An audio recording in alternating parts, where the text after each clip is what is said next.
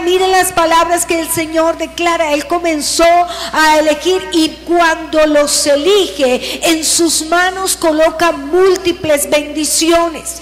Déjeme decirle que en nuestras manos Dios ha colocado muchas bendiciones. Mire los versículos 14, 15 y 16, para qué el Señor los convocó. Y lo primero que el Señor hace y dice: ustedes, lo primero es ir a predicar, ir a sanar, ir a echar fuera demonios. No, lo primero que les dijo Jesús: ustedes van a estar conmigo, ustedes van a estar a mi lado, ustedes van a estar cerca de mi corazón, cerca de mis palabras, cerca de mis actitudes, cerca de mis movimientos. Ustedes van a estar cerca. Y ellos todos comenzaron a recibirlo, y dentro de ellos vemos a Judas.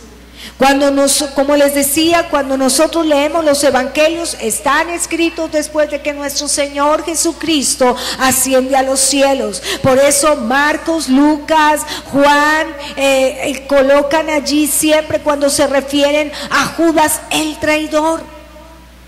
Pero cuando Jesús estaba orando y seleccionándolos, no le dijo a Judas: bueno, Judas, ¿y tú qué vas a ser el traidor? No le dijo. No le dijo.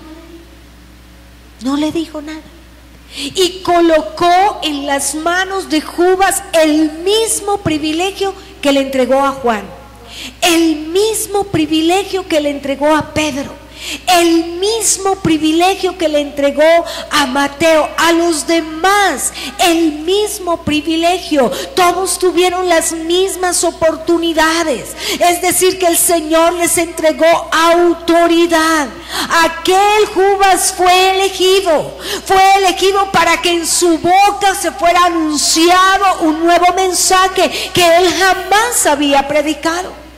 El Señor colocó en las manos de Judas, tal vez él nunca lo soñó, pero colocó el poder para sanar enfermos, y les dio autoridad sobre todas las enfermedades, pero también dice sobre todos los demonios. ¿Qué privilegio estaba sobre la vida de Judas en ese momento?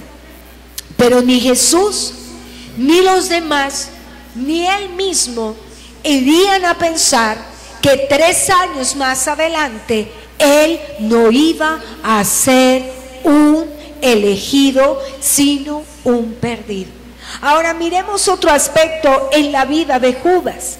En Mateo capítulo 13 verso 10, yo quiero que volteemos unas hojitas más. En Mateo capítulo 13 versículo 10, Judas tuvo el privilegio de que sus oídos escucharan todas las enseñanzas de Jesús.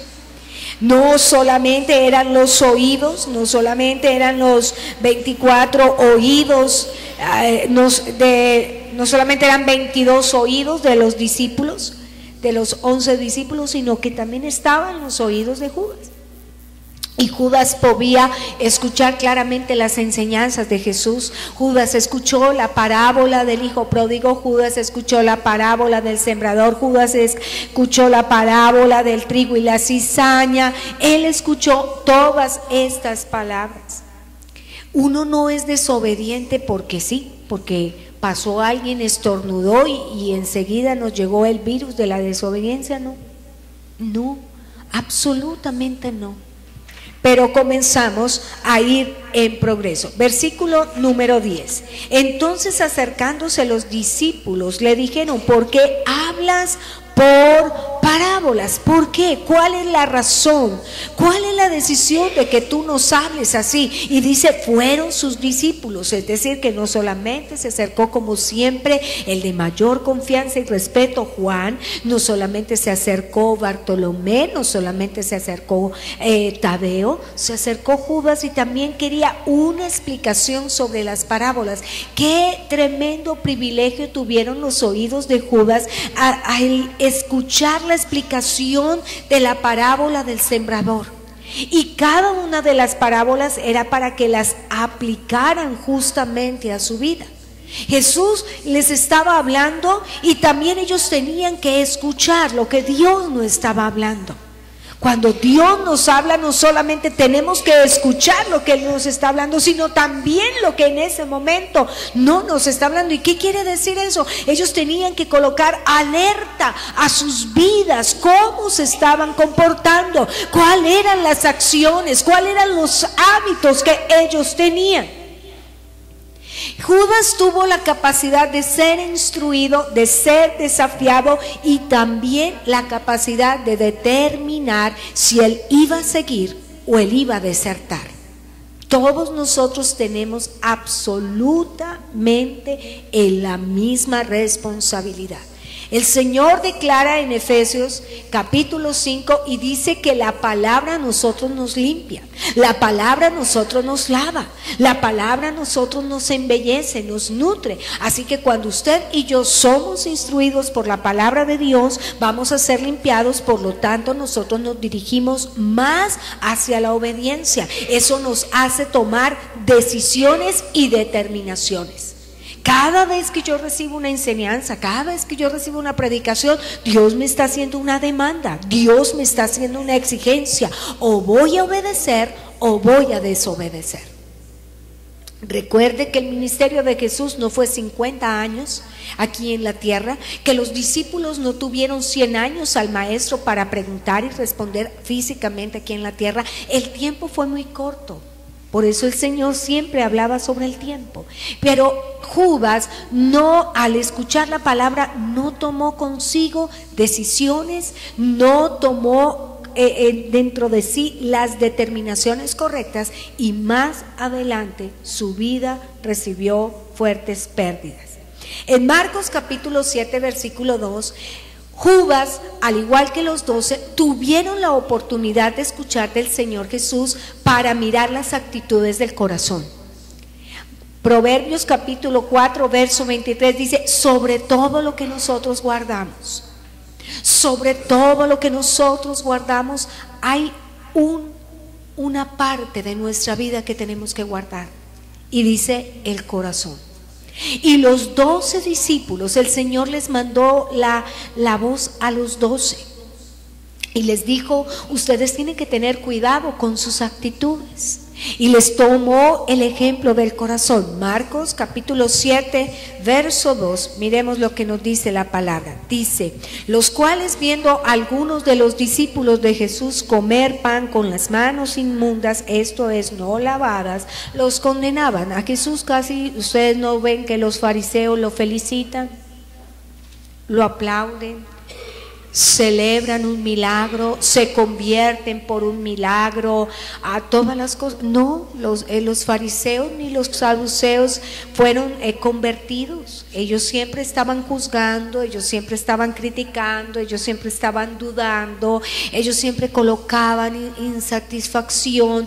Ellos no felicitaban cuando Jesús resucitaba a alguien, ellos no felicitaban cuando Jesús sanaba a leprosos, a paralíticos, no gritaban, no decían bendiciones, aleluya, todo lo contrario, se fijaban de pequeñeces y nunca le daban la gloria a Dios. Ahora, en los versículos 16 al 21, en esta noche estamos estudiando la palabra, dice: si alguno tiene oídos para oír, oiga. Es Jesús el que dice esa frase. La vemos que la escribe Marcos, pero fue la frase de Jesús. Y dice: el que tiene oídos para oír, que oiga. Quiere decir que la obediencia está ligada con el oído. Y los 24 oídos de los 12 discípulos estaban escuchando esta frase: el que tiene oídos para oír, oiga. Y Jesús les dice: porque no entra en su corazón sino en el vientre y sale a la letrina. Esto decía haciendo limpio a todos los alimentos. Pero decía: lo que del hombre sale, eso contamina al hombre. Jesús no estaba solamente refiriéndose a los fariseos por su pregunta, por sus interrogantes, porque bueno, y explíqueme usted por qué hace eso, si yo no lo hago. No, el Señor Jesucristo no estaba interesado en ello, pero le estaba dando esa enseñanza a sus discípulos. Y dice: porque de dentro del corazón de los hombres salen los malos pensamientos, los adulterios, las fornicaciones, los homicidios, los hurtos, las avaricias, las maldades, el engaño, la lascivia, la envidia, la maledicencia, la soberbia, la insensatez. Todas estas maldades, no dice defectos, no dice imperfecciones, no habla de debilidades, habla de maldades. Salen de dentro del corazón. Así que esta enseñanza iba para los discípulos. Dentro de los discípulos estaba Judas, y Judas no le puso cuidado a su corazón. Mire, yo puedo vivir toda la vida en un parqueadero y jamás seré un auto, jamás seré un carro, ni una moto, ni una bicicleta. Yo puedo vivir toda una vida en una biblioteca y jamás podré ser un libro. El vivir en una biblioteca no va a hacerme a mí una persona inteligente. Hay decisiones que yo tengo que tomar. ¿Y cómo fue que Judas, escuchando esta palabra tan maravillosa, donde el Señor expone que había que guardar el corazón, Judas nunca tomó en serio las enseñanzas del Señor y comienza su descenso? Es impresionante cuando el Señor Jesucristo se acerca al joven rico y el joven desafía a Jesús, pasa como un toque de soberbia. Le dijo: bueno, maestro, ¿qué voy a hacer para heredar la vida eterna? Y él le dijo: guarda los mandamientos, no harás. Y el Señor habló del no robar. Y aquí en Marcos el Señor habla acerca del no robar. Pero usted me dirá: pero pastora, es que yo no soy ladrón. Es que usted y yo no solamente somos ladrones porque tomemos lo que no nos corresponde. Ustedes saben que la actitud del robo no solamente es cuando una persona es grande, eso se comienza a ver desde pequeñito. Si vamos a las tiendas de dulces, los niños se ven tentados en sacar un dulce, metérselo al bolsillo sin que su papá lo vea. Y usted y yo somos responsables porque el niño va a decir: ay, mire lo que me saqué. Usted y yo somos responsables y vamos a permitir que el niño quebrante el mandamiento que dice no robe. Y usted no solamente es ladrón porque se robe 1 millón o se robe un carro. No. Se es ladrón así yo coja algo que no me corresponde, así sea una banana de 50. No me corresponde, no la puedo tomar. Ay, es que tengo hambre. Entonces pida.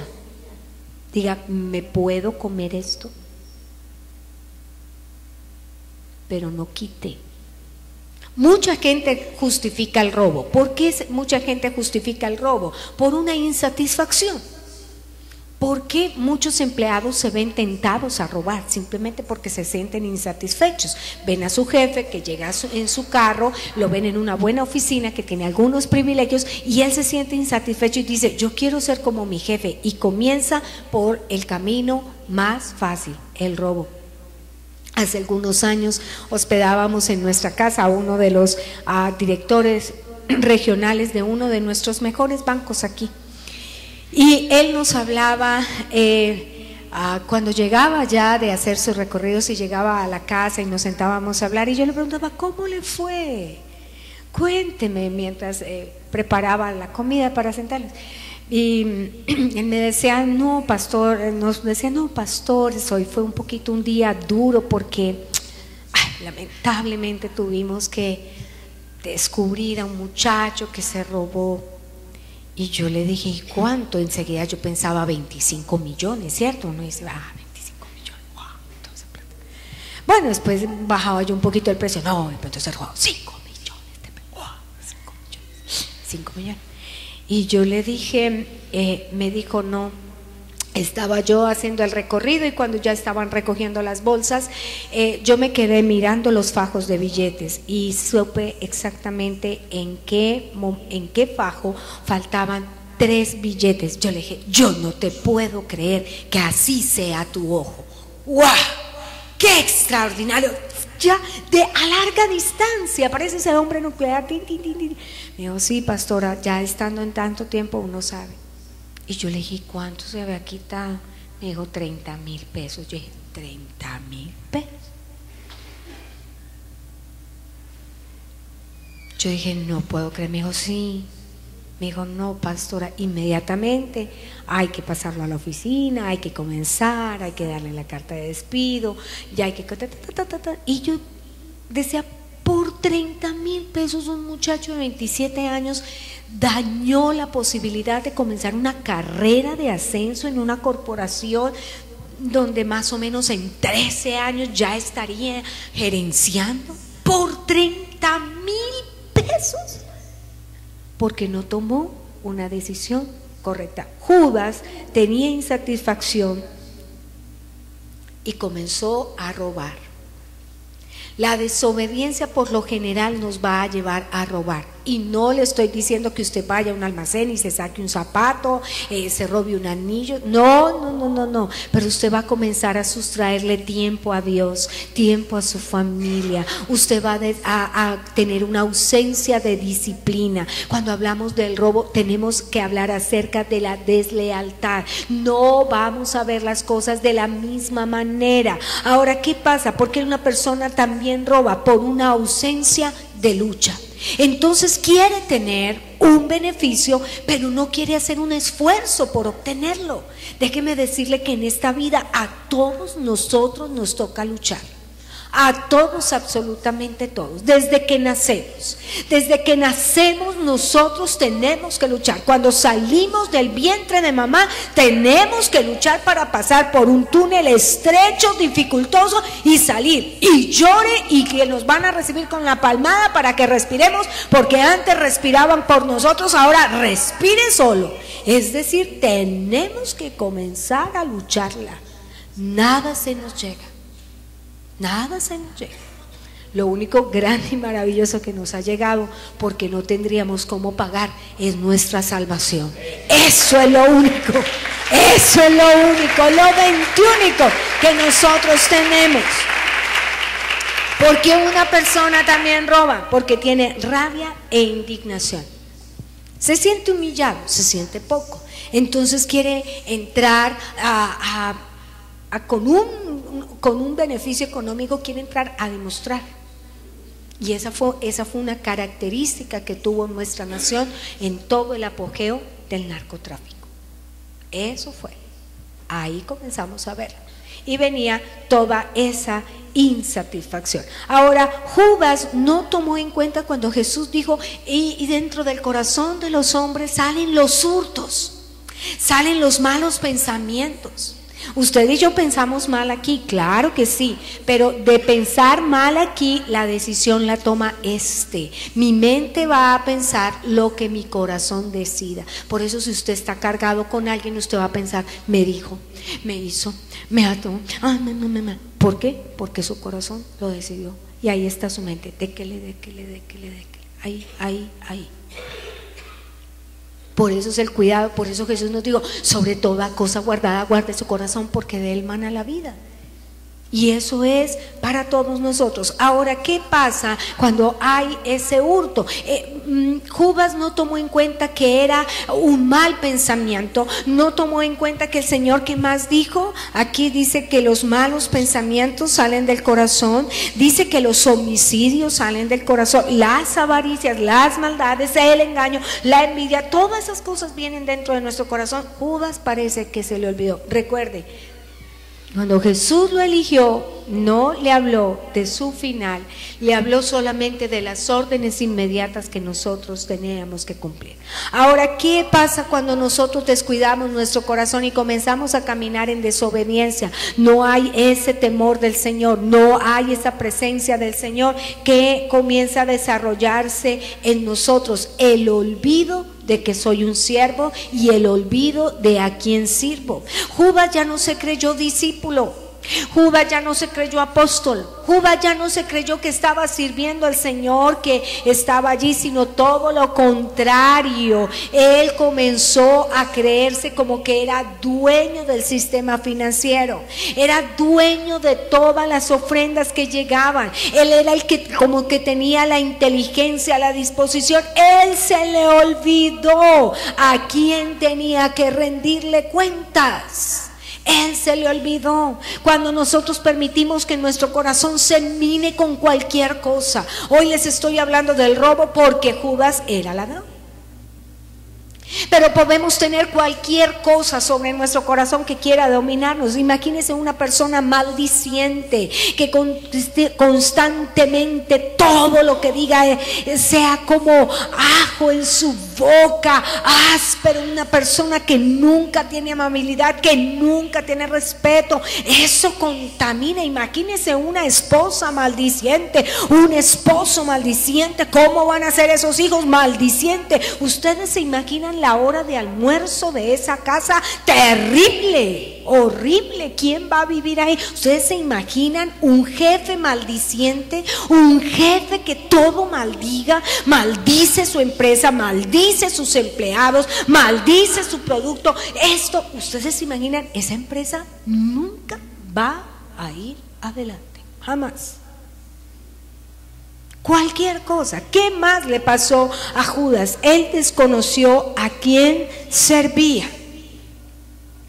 Él desconoció rápidamente a quién tenía que rendir cuentas. Y la desobediencia, cuando nosotros como creyentes comenzamos a habituarnos a no estar bajo la obediencia de nuestro Señor, entonces descuidamos nuestro corazón y al corazón le cabe de todo. El corazón es un gran terreno y le cabe de todo. Así que yo escojo qué le siembro, qué le permito sembrar. ¿Y qué le pasó a Judas? Judas permitió lo incorrecto y comenzó a crecer. Cuando usted y yo permitimos que en nuestro corazón se crezca lo incorrecto, lo primero que perdemos es un estilo de vida de adoración. Es lo primero. Miremos juntos en Juan capítulo 12, por favor. Vamos todos, movamos las hojitas. El sonido de las hojas es maravilloso. No hay nada como eso. San Juan capítulo 12, verso 3. Miremos juntos. Entonces María tomó una libra de perfume de nardo puro de mucho precio, ungió los pies de Jesús, los enjugó con sus cabellos y la casa se llenó del perfume. Estaba María, la hermana de Lázaro, la que se había arrodillado y le había dicho: Jesús, si tú hubieses estado aquí, mi hermano no había muerto. Y comenzó a llorar, y el llanto de ella estremece al maestro. El maestro también llora y dice: vamos, ¿dónde lo pusieron? Y resucita a su hermano en gratitud por semejante milagro. Por semejante milagro, esta mujer da a Jesús lo mejor, lo excelente, lo sublime. Cuando usted y yo estamos caminando delante del Señor, una de nuestras cualidades va a ser en que vamos a dar siempre lo mejor de nuestro tiempo, lo mejor de nuestras fuerzas. Venir a un servicio no va a ser una incomodidad, venir a un tiempo de rogar del Señor para nosotros no es: me toca. No, va a ser de lo mejor. Vamos a poder dar de lo mejor de nosotros y lo vamos a colocar a los pies cuando nosotros estamos en obediencia. Cuando nosotros ya no somos obedientes, nosotros no tenemos una actitud de adorador. Y la adoración es el amor que mira de la tierra al cielo. Ella no le estaba pidiendo otro milagro. Ella no le estaba pidiendo nada, le estaba dando al Señor, le estaba dando todo lo mejor, le estaba dando. Pero Judas, su corazón no estaba bajo lo mismo. Verso número 4.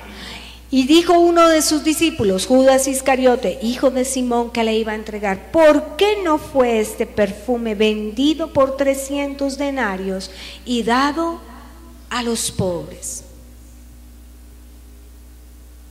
No, pastor, pero es que usted sí le mete mucha plata a eso. No, mejor vámonos, mire cómo está nuestra ciudad. Hay algo que nosotros tenemos que entender, y es que mientras el Señor Jesucristo no venga, nosotros vamos a encontrarnos gente muy pobre.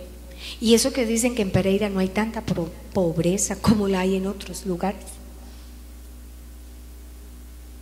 Y Judas miró, fue como que: ¿por qué se le hace al Señor eso? ¿Y por qué no se le da a otra persona? Porque Judas en su desobediencia se desenfocó, y la desobediencia nos hace desenfocarnos del verdadero motivo de nuestra adoración, y comenzamos con la actitud del menosprecio. En San Juan capítulo 13, la Biblia nos señala que Jesús hace el acto más lindo de amor, y dice que tomó agua y una toallita y comenzó a lavar los pies de sus discípulos. La costumbre nos habla que el siervo, es decir, el siervo de menor categoría, era el que estaba obligado a hacer el lavatorio de los pies de su amo, más de sus invitados. O sea, era el esclavo raso, podríamos decir así. Era él el que los tenía que hacer. Pero Jesús se humilla, el que había resucitado a Lázaro, el que había limpiado 10 leprosos, el que había multiplicado panes y peces, el que caminó sobre la tormenta. Todo, él llega y toma agüita y coge una toalla, lava los pies. Yo me pregunto, ¿qué sentiría Judas en ese momento que el Señor Jesucristo le está lavando sus pies? La Biblia no nos dice que el Señor Jesús le profetizó: y tú, traidor abominable, no. De más que él ya lo sabía. Hubiera podido decirle a Pedro como violento: Pedro, por favor, compláceme, el mejor golpe dáselo a este hombre. Pedro era violento. Gracias al Espíritu Santo que vino y lo cambió, porque yo creo que donde no lo cambiese se agarra espada con Pablo. Sí. Se dan duro con el apóstol Pablo, pero bueno, gracias al Señor. ¿Y qué hizo? ¿Qué hace? Verso número 26. Juan se recuesta en el pecho del maestro. Un obediente nunca va a dudar de su propia decisión. Jesús dijo: uno de ustedes me va a entregar, y todos comenzaron a dudar de sí mismo. Ay, yo creo que yo sí sería capaz, ay no. Pero solamente había uno confiado, hubo uno que dijo: yo no. Estaba su corazón tan obediente que dijo: yo no caigo en ese grupo, yo no estoy ahí, ese no va a ser mi fin. Y Juan se recuesta y le dice, respondiendo Jesús: a quien yo diere el pan mojado, aquel es. Y mojando el pan lo dio a Judas Iscariote, hijo de Simón. Cuando yo estoy en un camino de desobediencia persistente, yo no entiendo todos los cuidados y detalles y afectos del Señor para conmigo. Entonces, si yo estoy bajo un camino de desobediencia, no me importa que en el servicio la oración haya sido sublime, la oración que hayan hecho a favor mío, a favor de mi casa, no me importa la palabra, no, porque yo no, realmente esto no. Y Judas no estimó nada, no estimó que el Señor le lavó los pies, no estimó que el Señor lo invitó a su mesa. Por eso cuando nosotros vemos la última cena del pintor Miguel Ángel, él pinta siempre a Judas volteando el tarrito de la sal. Él lo voltea, porque la sal siempre ha sido una señal de pacto. Ahora, ¿qué hizo Judas? Menospreció. Versículo número 27. Judas vino en ascenso de su desobediencia. Vino en ascenso, él no tomó límites, el Señor mostraba el semáforo, él recordaba las palabras, el Señor estaba ahí mostrando su gloria, mostrando su poder, le lavó sus pies, le dio de la cena, pero Judas nunca recapacitó, jamás decidió cambiar la actitud de su malvado corazón. Verso 27, y después del bocado, Satanás entró en él. Wow, qué horrible. En Marcos capítulo 13 dice que él tuvo el privilegio, el honor de hacer cosas maravillosas, el primer honor estar cerca del maestro, pero él no tomó en cuenta las palabras de Jesús, fue desobediente, y la desobediencia está a nuestro lado. Cada día ella quiere que nosotros la escuchemos, cada día ella quiere entrar a nuestra vida y dominarla, y nosotros no la podemos abordar, nosotros no le podemos decir bienvenida. La desobediencia por lo general está asociada con el enemigo, está asociada. De hecho, nada bueno venía para Judas. Versículo dice que entró Satanás en su corazón. Judas no tuvo la bendición de escuchar el gran mandamiento del amor. Él no lo escuchó. Judas no tuvo el gran privilegio de oír acerca del Espíritu Santo. Judas no tuvo el privilegio de oír acerca de la vid verdadera. Judas no tuvo el privilegio de escuchar la oración sacerdotal. Judas no tuvo el privilegio de cantar el himno antes de que Jesús saliera al Getsemaní. Judas no tuvo ninguno de esos privilegios. ¿Por qué? Porque la desobediencia va a ser la puerta que yo abro para que el enemigo gobierne mi vida y me va a apartar de todo lo que era necesario para él. ¿Cómo es su fin? Mateo capítulo 26. Mateo capítulo 26.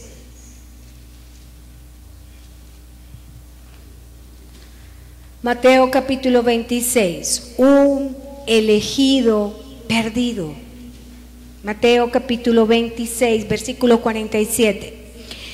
Dice: mientras todavía él hablaba, vino Judas, uno de los 12, con él mucha gente, con espadas, palos, de parte de los principales sacerdotes y de los ancianos del pueblo. Qué tremendo que la desobediencia nos aleja de los verdaderos amigos. ¿Cuáles eran los verdaderos amigos? Sus discípulos.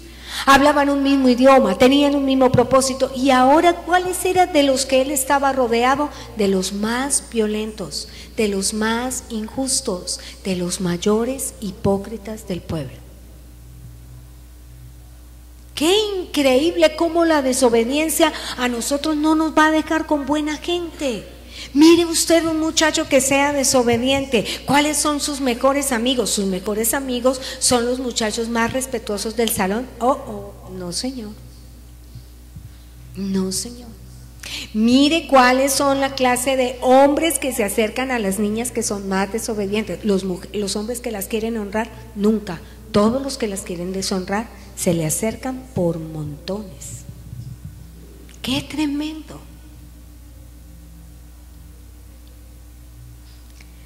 Bueno, no voy a tomar un ejemplo de la película porque le resto ganas, no. Así que vamos a olvidar. Está junto a las personas. Qué triste. Ustedes se imaginan caminar usted al lado, cómo serían las charlas mientras iban hacia el huerto del Getsemaní, todas las cantidades de cosas negativas que Judas escuchó acerca de nuestro Señor Jesucristo, porque el temor de él se había perdido, el temor a Dios, todos los bienes de Jesús se habían ido. Qué terrible. ¿Qué más venía? Venía la hipocresía. Mire lo que hizo Judas. Y el que le entregaba les había dado la señal diciendo: al que yo besare, este es, prenderle. Pablo escribe en Romanos y dice: el amor sea sin fingimiento. Fingir es un pecado. Porque dice Juan: el que no ama permanece en muerte. El que no ama es un homicida. Terrible. ¿Qué es lo más duro del cristianismo? Amar. Porque es lo único que se nos pide a los creyentes. Es lo único. A usted puede ser brujo y a usted nunca le van a decir: oiga, ame a su enemigo. ¿Quién le va a decir? Mira, eso puede ser. ¿Qué es lo tremendo del Corán? Nunca te va a decir perdona a tu enemigo, jamás. Y él estuvo rodeado de hipocresía. Qué tremendo es que la desobediencia nos haga tener un amor fingido y somos hallados falsos, cuando la verdad es tan preciosa, es tan maravillosa. Versículo número, sigamos, 48. Y enseguida se acercó a Jesús y le dijo: salve, maestro, y le besó. ¡Ay, qué tremendo nuestro Señor! Qué lindo Él. Metámonos en los zapatos de Él. Que a usted le digan: ¡oh! ¡mua! Y por detrás, ¡buah! Terrible.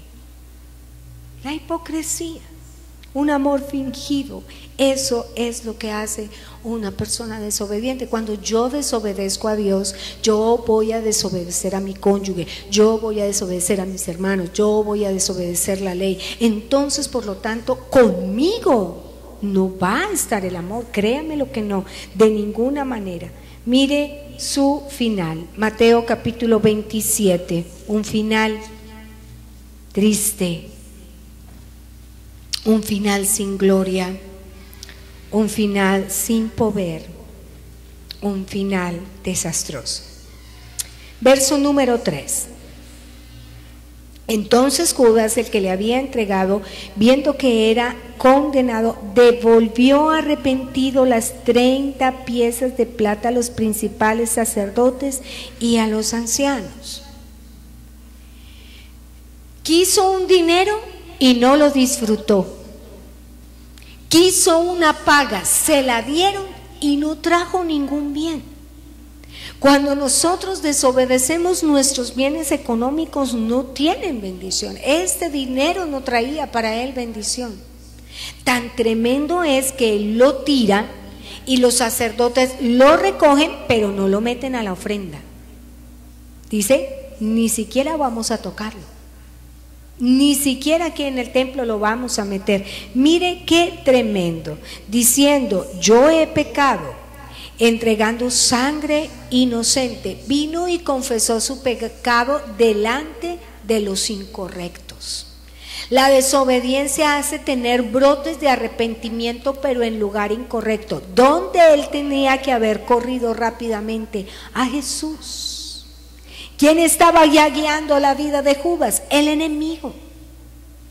Ahora, ¿qué fue lo que más, por qué él no se acercó a la persona correcta? No se acercó a confesar su pecado delante de Jesús. ¿Qué es lo que ellos le responden con una frialdad impresionante? No nos importa, el problema es suyo. ¿Cuántas personas por desobedientes y cometen actos? Dice, venga, no, yo le hablé, la decisión fue suya. Cuando empezábamos la iglesia una noche, habíamos terminado el servicio y llegó un hombre pálido a la casa, tocó a la puerta y me dijo: pastora, ¿está su esposo? Y yo, claro, permítame un momento, y lo llamé. Le dije: mi amor, te llama fulano de tal. Entró el hombre tan pálido y mi esposo me hizo señas de que le brindara algo, porque de pronto tal vez no había comido y tenía la presión baja, y el hombre estaba pálido y comenzaron a hablar. Yo le traje algo para que él bebiera, y cuando al final mi esposo me llama para que estuviéramos orando, oh sorpresa, el hombre le habían pagado, se entró a un casino, lo jugó y se quedó sin nada. Traían para mostrarnos los recibos del agua, la luz, estaba sin un pasaje, y él se acercó al señor del casino y le dijo: ay, mire, yo me lo jugué, y mire, estos servicios los van a cortar mañana. El hombre le dijo: es su problema, fue su decisión, usted aquí entró y usted es el que decide qué plata juega, nosotros no respondemos. Ni siquiera le regalaron para el pasaje, al hombre le tocó llegar a pie. Qué terrible. Es su problema, es su problema. ¿Cuántas niñas no atienden un consejo y llegan donde el hombre que les prometió 1001 noche? Mira que, no, lo siento, es tu problema. Confesaron delante del que no era indicado. Y arrojando las piezas de plata, salió del templo y fue y se ahorcó. Esa es la gran diferencia entre el arrepentimiento y el remordimiento. El arrepentimiento siempre nos va a guiar a Jesús. ¿Por qué? Porque Él es el camino, la verdad y la vida. Porque Él es el único Salvador. Él nos entrega vida, Él nos entrega perdón. Pero cuando yo siento remordimiento, lo único que voy a hacer es arrojarme a los brazos del infierno, porque la culpa me gana. La culpabilidad vino y torturó, tocó fuertemente. Un precio sin disfrutar. Verso 8, por lo cual aquel campo se llama hasta el día de hoy campo de sangre.